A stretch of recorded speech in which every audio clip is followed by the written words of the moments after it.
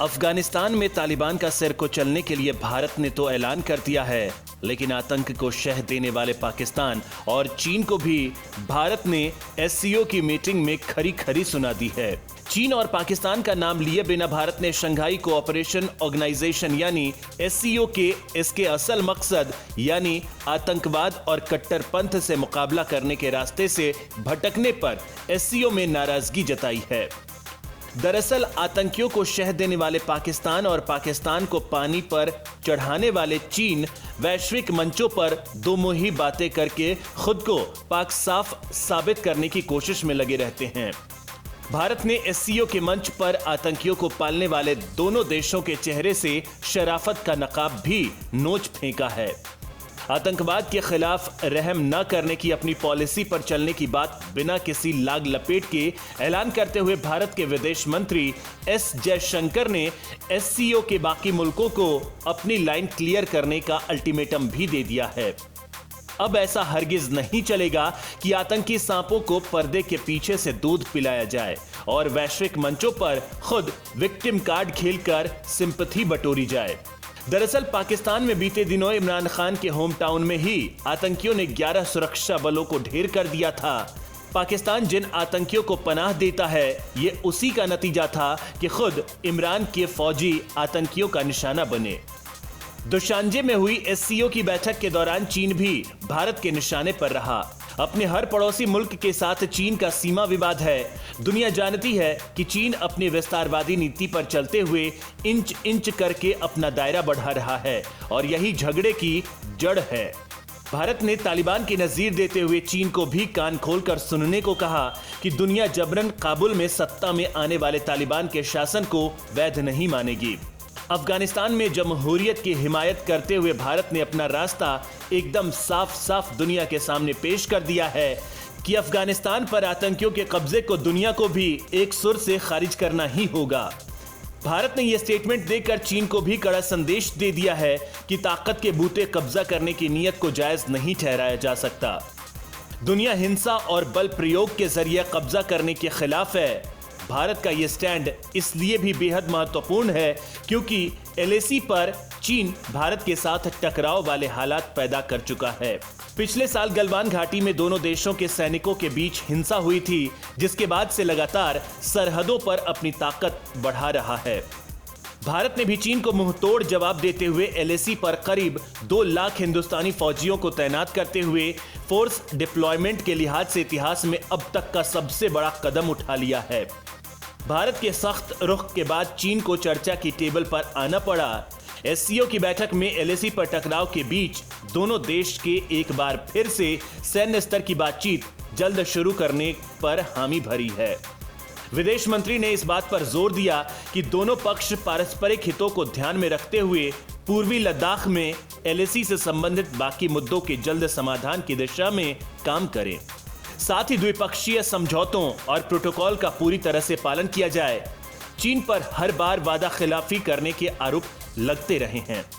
भारत ने पाकिस्तान, चीन, अफगानिस्तान, रूस, उज्बेकिस्तान, तजाकिस्तान और किर्गिस्तान के विदेश मंत्रियों को एससीओ की मीटिंग के दौरान साफ संदेश दे दिया है कि आतंकवाद के खिलाफ इन देशों को भी अपनी लाइन तय करनी होगी। भारत का ये रुख इसलिए भी बेहद महत्वपूर्ण है क्योंकि तालिबान ने दावा किया है कि उसने पिछले कुछ दिनों में अफगानिस्तान में ईरान, तजाकिस्तान और उज्बेकिस्तान से लगी सीमाओं पर कब्जा कर लिया है। ये देश अफगानिस्तान से लगते अपने सीमावर्ती इलाकों में तालिबानियों की हिंसा, अराजकता और जिहादी गुटों की हरकतों से चिंता में हैं। तालिबान ने बुधवार को दावा किया था कि उसने पाकिस्तान के साथ लगे मुख्य चमन स्पिन बोल्डक क्रॉसिंग पर भी कब्जा कर लिया है।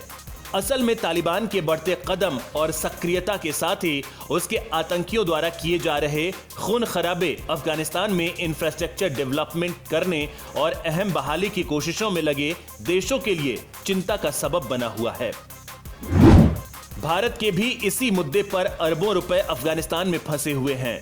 तालिबानियों के अफगानिस्तान में बढ़ते दखल की वजह से पिछले एक हफ्ते में भारत ने अपने सभी कर्मचारियों को कंधार वाणिज्य दूतावास से बाहर निकाला है, जबकि रूस ने मज़ार शरीफ से राजनयिक कर्मचारियों को वापस बुला लिया है। ईरान ने भी अपने वाणिज्य दूतावास में कामकाज बंद कर दिया है। अफगानिस्तान में पिछले कुछ हफ्तों से हालात लगातार खराब हो रहे हैं। अमेरिका ने यहां से अपनी सेना को वापस बुला लिया है, जिसकी वजह से तालिबान ने फिर से अफगानिस्तान के अधिकतर हिस्से पर कब्जा कर लिया है। पिछले कुछ हफ्तों से अफगानिस्तान में लगातार आतंकी हमले हो रहे हैं। अफगानिस्तान में चल रही हिंसा पर भारत की पैनी नजर बनी हुई है। विदेश मंत्री एस जयशंकर रूस, चीन जैसे देशों को भी दो टूक कह चुके हैं कि अफगानिस्तान में शांति प्रक्रिया अफगानिस्तान की लीडरशिप में ही होनी चाहिए।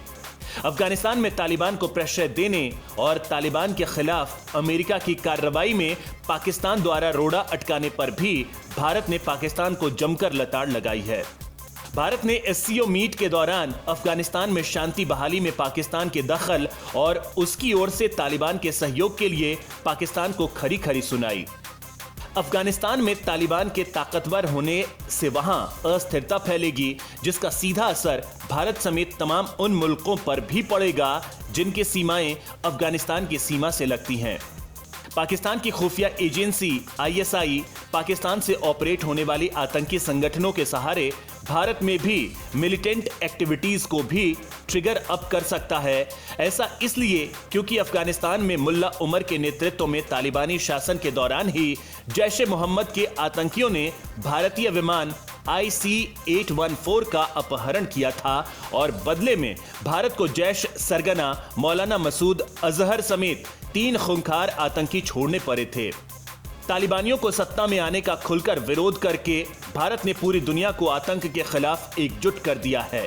भारत सरकार ने पिछले 20 साल में तालिबान और इसके नेताओं से कभी कोई संपर्क नहीं किया है, जबकि तालिबानी लीडर्स ने पिछले महीने ही भारत से यह पेशकश की थी कि तालिबान और भारत साथ एशिया में रह सकते हैं।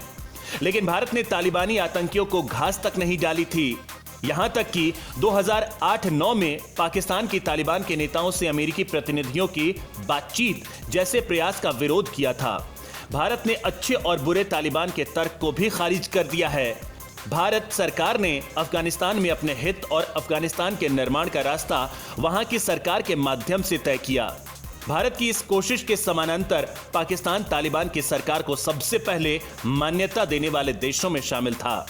पाकिस्तान ने ही सबसे अंत में तालिबान सरकार के साथ अपने राजनयिक रिश्ते खत्म किए थे। एससीओ की बैठक में भारत ने आतंकवाद के खिलाफ जो रुख अपनाया, उससे एक बात साफ है कि दुनिया को या तो आतंक के खिलाफ होना होगा या आतंक के साथ, क्योंकि इस मुद्दे पर कोई बीच का रास्ता है ही नहीं।